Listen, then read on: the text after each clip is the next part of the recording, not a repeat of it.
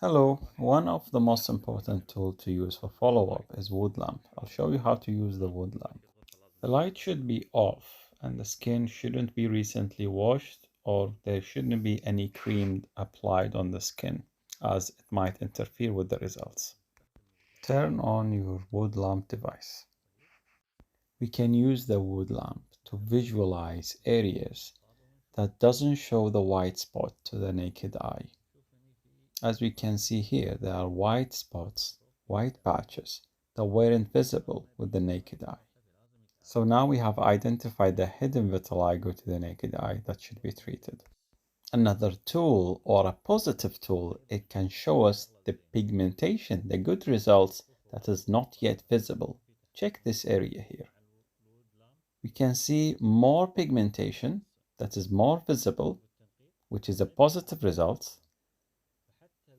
We cannot see it on the naked eye, but with the wood lamp, it is more visible.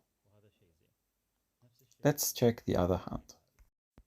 Now, unfortunately, on this hand, you can see already when I approach the wood lamp that there are vitiligo areas or white spots that is hidden on the naked eye, need to be treated.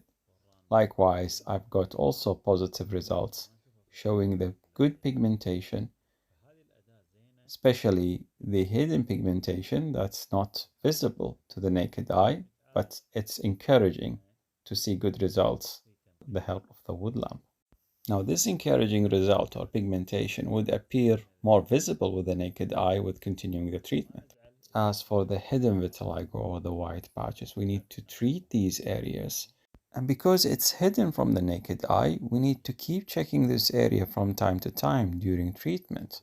The white patches might just disappear, which is good, or sometimes these white patches appear first and then later with continuing the treatment, they would respond and disappear.